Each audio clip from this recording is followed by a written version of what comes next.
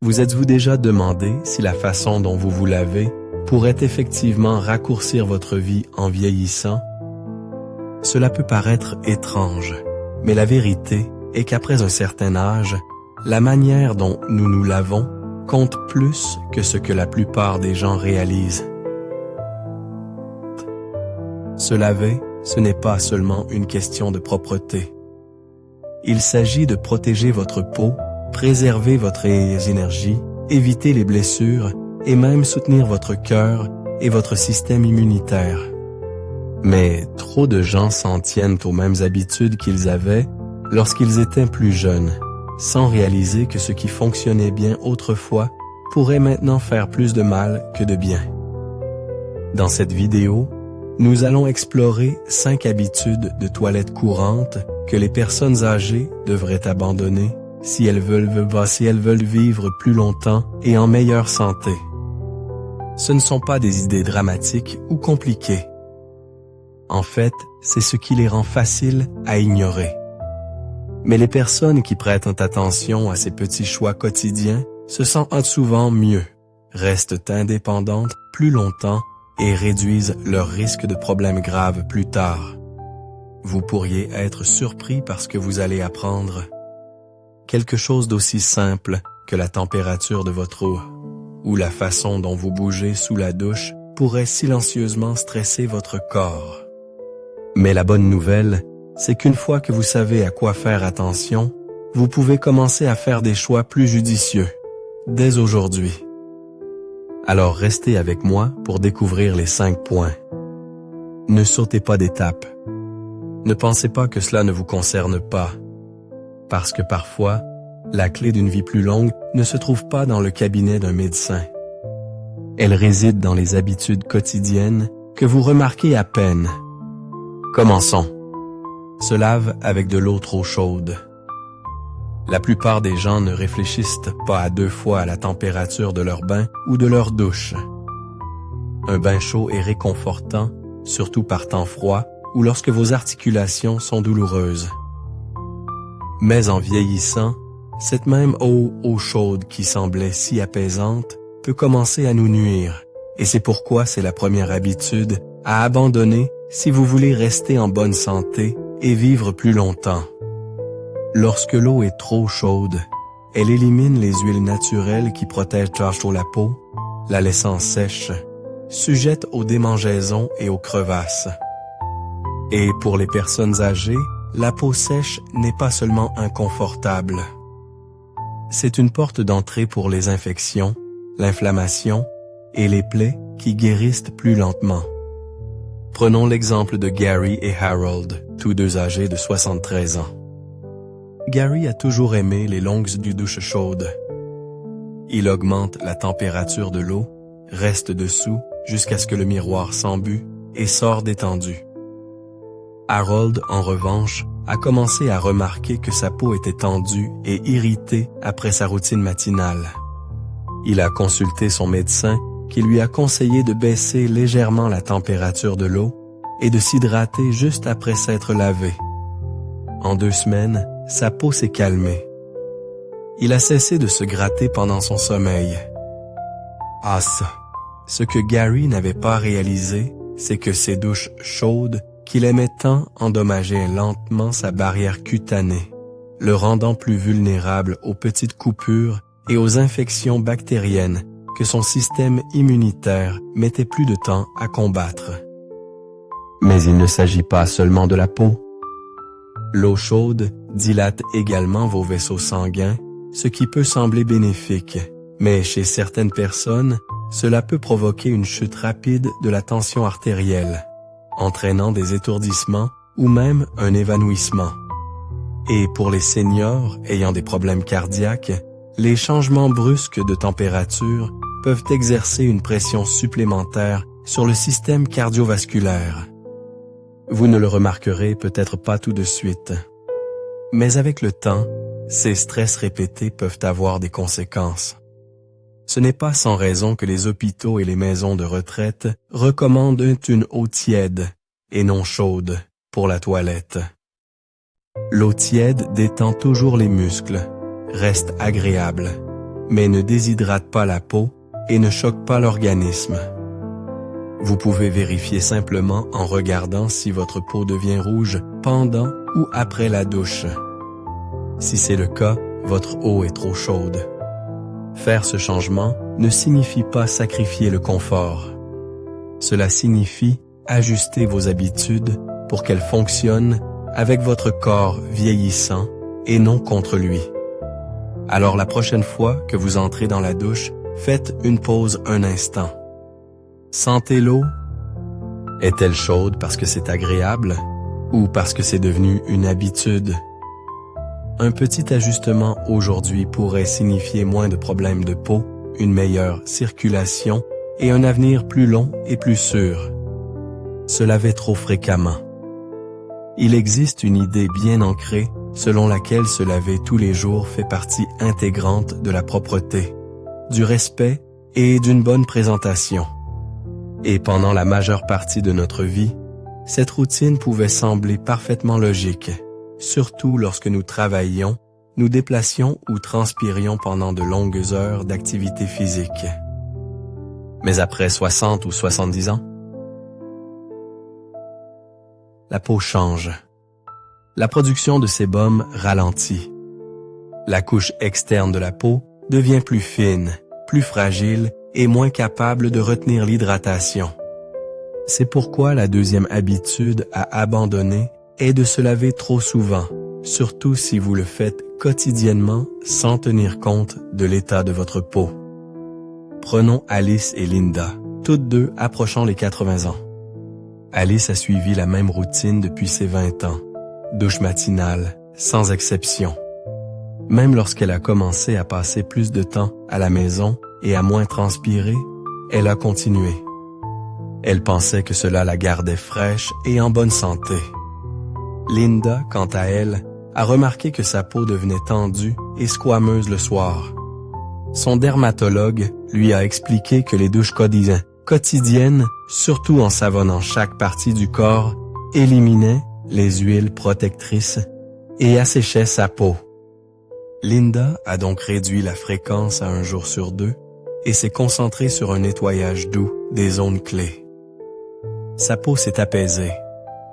Les démangeaisons ont cessé. Elle se sentait mieux et, étonnamment, ne se sentait pas moins propre. En vieillissant, l'équilibre entre hygiène et protection de la peau devient plus délicat. Se laver excessivement, en particulier avec des savons agressifs ou une longue exposition à l'eau, peut perturber le microbiome de la peau, cette couche invisible de bactéries utiles qui protège contre les infections et l'inflammation. Lorsque cette barrière est éliminée à plusieurs reprises, cela ouvre la porte à des problèmes tels que l'eczéma, les infections fongiques et les crevasses douloureuses. Mais voici quelque chose que la plupart des gens négligent. Les bains fréquents n'affectent pas seulement la peau. Ils contribuent également à la fatigue générale. Pour certaines personnes âgées, en particulier celles qui ont des problèmes de mobilité ou une tension artérielle basse, les douches quotidiennes peuvent être épuisantes. Entrer et sortir de la douche, se sécher, s'hydrater, ces étapes demandent de l'énergie. Et avec le temps, cette énergie s'accumule. Ce qui commence comme une routine saine peut progressivement devenir un facteur de stress physique, surtout lorsqu'il est associé à des médicaments ou à des conditions qui affectent l'endurance. Rien de tout cela ne signifie qu'il faut renoncer à l'hygiène. Cela signifie la redéfinir pour la saison de la vie dans laquelle vous vous trouvez maintenant. Vous pouvez toujours vous sentir propre, confiant et rafraîchi sans tremper tout votre corps chaque jour. Envisagez plutôt une approche équilibrée. Lavez quotidiennement les zones critiques comme les aisselles, l'aine et les pieds, tout en laissant le reste de votre peau se reposer entre les douches complètes. Utilisez des nettoyants doux et sans parfum. Hydratez-vous ensuite. Et surtout, écoutez ce que votre peau vous dit. Cela peut sembler simple, mais réduire la fréquence des bains quotidiens pourrait être l'une des choses les plus bienveillantes que vous puissiez faire pour votre corps à ce stade de la vie. Parce que prendre soin de soi ne consiste pas à conserver de vieilles routines, mais à les adapter pour soutenir la personne que vous êtes maintenant. Prendre sa douche sans un système de support solide. L'un des dangers les plus négligés dans la routine quotidienne d'une personne âgée est aussi l'un des plus évitables. Glisser sous la douche. Cela arrive vite, trop vite. Un petit faux pas, un sol mouillé, aucune prise à portée de main, et soudain, un simple acte comme se laver se transforme en visite à l'hôpital, ou pire. C'est pourquoi la troisième habitude à abandonner immédiatement est de prendre sa douche sans un système de support solide en place. Ce n'est pas seulement une question de confort, c'est une question de survie. Prenons Walter et Eugene, tous deux âgés de 81 ans. Walter s'était toujours targué de son indépendance. Il n'a jamais utilisé de canne, n'a jamais demandé d'aide, et insistait sur le fait que sa salle de bain n'avait pas besoin de ses barres pour vieux. Un matin, en attrapant le savon, il a perdu l'équilibre et a heurté le bord de la baignoire. La chute lui a fracturé la hanche et a tout changé. Sa mobilité, sa confiance, même sa capacité à vivre seul. Eugene, en revanche, avait discrètement installé quelques barres d'appui et un tapis antidérapant lorsqu'il a eu 75 ans. Il n'en avait jamais eu besoin, jusqu'au jour où ce fut le cas. Son pied a glissé sur le carrelage savonneux, mais sa main a trouvé la barre, et l'incident s'est arrêté là. Pas de chute, pas de blessure, juste un moment de gratitude. Les chutes dans la salle de bain sont l'une des principales causes de blessures chez les personnes âgées, et ce n'est pas un mystère.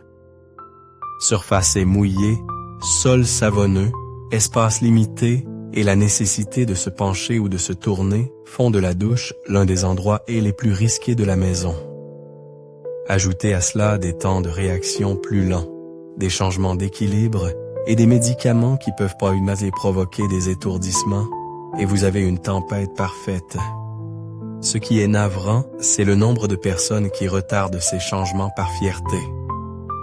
Elles pensent que les barres d'appui sont pour les très vieux ou les très malades. Elles imaginent que cela signifie renoncer à l'indépendance, alors qu'en fait, c'est le contraire. Plus vous installez de dispositifs de sécurité, plus longtemps vous pouvez rester indépendant. Parce que la véritable indépendance ne consiste pas à prétendre que vous avez encore 40 ans. Il s'agit d'être assez intelligent pour vous protéger à 70, 80 ans et au-delà. Et cela ne nécessite pas une rénovation complète de la salle de bain. Dans de nombreux cas, des outils MAPAD simples font toute la différence. Une barre d'appui murale près de l'entrée de la douche, une autre à l'intérieur pour se tenir pendant le lavage, une chaise de douche solide pour ceux qui se sentent instables et un tapis antidérapant à l'intérieur et à l'extérieur de la baignoire. Ce ne sont pas des articles de luxe, ce sont des nécessités, tout comme une ceinture de sécurité dans une voiture. Pensez-y de cette façon. Marcheriez-vous sur la glace sans chaussures adhérentes? Alors pourquoi entrer dans une douche glissante sans quelque chose pour vous rattraper? Vous vous sentez peut-être stable maintenant, mais une seconde suffit. Et cette seconde peut changer tout votre avenir. Donc, si vous ne l'avez pas encore fait, faites-en votre priorité cette semaine. Ajoutez cette barre d'appui.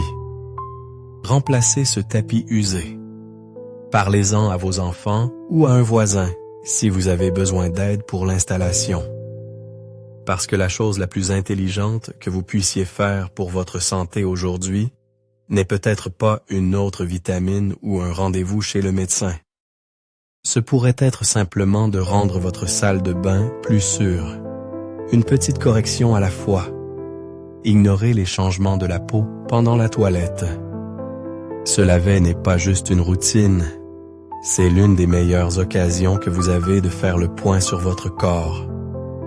Et pourtant, beaucoup de gens le font automatiquement, se frottant et se rinçant sans prendre un moment pour vraiment regarder. C'est pourquoi la 4e habitude à abandonner est d'ignorer les changements de la peau pendant la toilette. Parce que votre peau raconte une histoire. Et si vous n'y prêtez pas attention, vous pourriez manquer les signes précoces de quelque chose de grave. Parlons de Virginia et Hélène, toutes deux âgées de 76 ans. Virginia se déplaçait toujours rapidement sous sa douche, concentrée sur le fait de se laver et de passer à autre chose. Elle n'a pas beaucoup réfléchi à la petite tache sombre apparue près de son épaule. Elle ne faisait pas mal, alors elle l'a ignorée. Au moment où elle en a parlé à son médecin, elle avait grossi et foncé. Il s'agissait d'un mélanome. Hélène, pendant ce temps, avait pris l'habitude d'examiner doucement sa peau à chaque fois qu'elle se lavait. Un matin, elle a remarqué une nouvelle plaque de peau squameuse sur sa jambe qui n'était pas là la semaine précédente. Cela ne semblait pas grand-chose, mais elle a quand même pris rendez-vous pour un contrôle. Il s'agissait d'un cas traitable de carcinome épidermoïde à un stade précoce. La différence? La prise de conscience. La peau est le plus grand organe du corps, et en vieillissant, elle devient encore plus vulnérable. Des changements de couleur, de texture ou de forme peuvent être des signes d'infection, de problèmes de circulation, de complications du diabète, ou même de problèmes internes se manifestant d'abord à l'extérieur. Et pourtant, la plupart des gens ne jettent qu'un coup d'œil rapide à leur peau jusqu'à ce qu'il soit trop tard. La toilette vous offre un moment où votre peau est nue. Vos mains parcourent chaque zone et vous avez la chance de remarquer ce qui semble différent. Y a-t-il un nouveau grain de beauté? Une plaie qui ne guérit pas? Une décoloration étrange sur les pieds ou les jambes? Y a-t-il des plaques sèches et squameuses qui se forment derrière les genoux, sous les seins ou le long du dos? Ces signes ne signifient pas toujours un danger, mais ils méritent attention. Surtout dans les zones difficiles à voir mais faciles à sentir, comme l'arrière des cuisses ou sous les bras. Certaines personnes évitent de vérifier parce qu'elles ont peur de ce qu'elles pourraient trouver. Mais ignorer votre corps ne vous protège pas. Cela ne fait que retarder la possibilité d'agir. Plus tôt vous détectez quelque chose, plus vous avez d'options. Et dans de nombreux cas, cette action précoce peut faire la différence entre une simple crème et une visite à l'hôpital. Vous n'avez pas besoin de devenir obsessionnel. Juste curieux. Transformez la toilette en une sorte de bilan tranquille. Pas avec anxiété, mais avec intention. Utilisez une ampoule plus douce dans la salle de bain. Prenez quelques instants supplémentaires pour passer vos mains sur vos bras, votre poitrine, vos jambes et vos pieds. Si quelque chose semble nouveau, étrange ou persistant, notez-le. Parlez-en à votre médecin lors de votre prochaine visite. Cette habitude ne vous aide pas seulement à repérer les problèmes, elle vous aide aussi à établir une connexion plus profonde avec votre corps. Vous commencez à le respecter, non pas comme quelque chose qui s'affaiblit, mais comme quelque chose qui parle. Vous apprenez à écouter. Et ce simple changement, la prise de conscience, devient l'un des outils les plus puissants dont vous disposez pour protéger votre santé. Se précipiter pendant la toilette. Il est facile de considérer la toilette comme une simple tâche à cocher sur la liste. Entrer, se laver, sortir. Mais en vieillissant, ce rythme effréné peut user tranquillement le corps de manière que nous ne remarquons pas toujours au début.